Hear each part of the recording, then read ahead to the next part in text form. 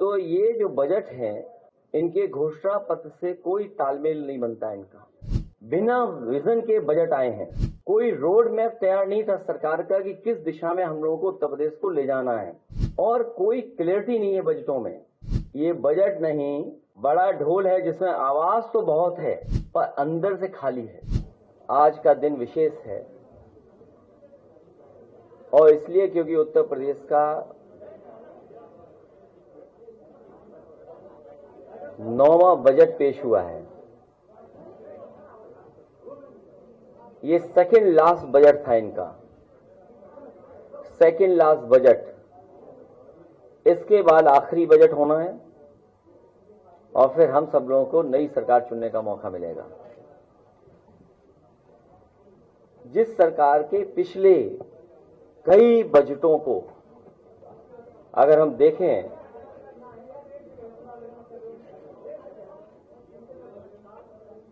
तो ये जो बजट हैं, इनके घोषणा पत्र से कोई तालमेल नहीं बनता इनका। इस बजट का और इससे पहले बजटों का कोई फोकस नहीं रहा। बिना विजन के बजट आए हैं। कोई रोड मैप तैयार नहीं था सरकार का कि किस दिशा में हम लोगों को उत्तर प्रदेश को ले जाना है, और कोई क्लियरिटी नहीं है बजटों में कि हम किसान या जो बेसिक चीजें हैं, लोगों की जरूरतें हैं, उनको कैसे किया जाए। हर बार बजट आता है और सरकार यही कहती है कि उत्तर प्रदेश का सबसे बड़ा बजट है। ये लैंग्वेज, ये टर्म हर सरकार हर बजट के लिए इस्तेमाल कर सकती है, क्योंकि जो भी बजट होगा वो पिछले बजट से बड़ा बजट होगा। तो ये बात कहना कि सबसे बड़ा बजट पेश हो रहा है, ये सोचने की बात है। ये बजट नहीं, बड़ा ढोल है। ये बजट नहीं, बड़ा ढोल है जिसमें आवाज तो बहुत है पर अंदर से खाली है। ये बजट खोखला है। ये बजट खोखला है। इस बजट का झोला खाली है। जनता को लग रहा है बजट आया ही नहीं है। वो पूछ रही है कि प्रवचन तो आया गया। जनता सोच रही है कि बजट आया ही नहीं। वो पूछ रही है प्रवचन तो आ गया, बजट कब आएगा। बजट देख करके किसानों की उम्मीद का खेत सूख गया है। बजट देख करके महिलाओं के माथे पर घर चलाने की चिंता की लकीरें और बढ़ गई हैं। बजट देख करके बेरोजगारों की आंखों के आगे अंधेरा छा गया है।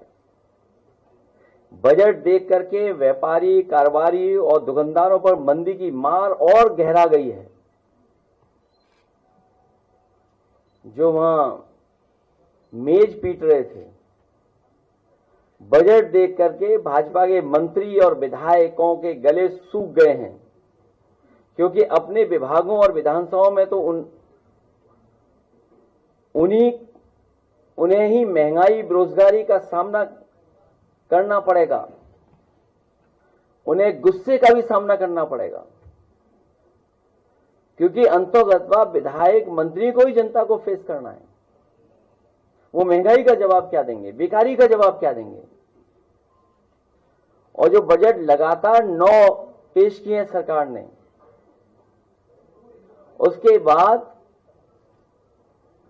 जो बेरोजगारी और बेकारी से जूझ रहे हैं उनके लिए जवाब क्या है। बजट देख करके बुनकरों का ताना माना रुक गया है और हथकरघे खामोश हो गए हैं। बजट देख करके जनता पूछ रही है कि जुमला मंत्रालय के लिए बजट कितना आवंटित किया है। हालांकि अंग्रेजी की एक कहावत है कि साइलेंस इज गोल्ड। जब उसके से मिलती जुलती हम लोग हिंदी में कहावतें या उसके आसपास की कहावतों को पढ़ते हैं या संस्कृत की जब सोचते हैं तो हमें समझ में आता है कि हालांकि वो संस्कृत का मैं बोल नहीं सकता हूं, किसी को बुरा लग जाएगा, लेकिन साइलेंस इज गोल्ड उससे मिलती जुलती जो संस्कृत में एक मुहावरा बोलें या सेइंग बोलें या कोट बोलें, उसका मतलब यह है कि विद्वानों की सभा में मूर्ख के लिए मौन ही आभूषण होता है।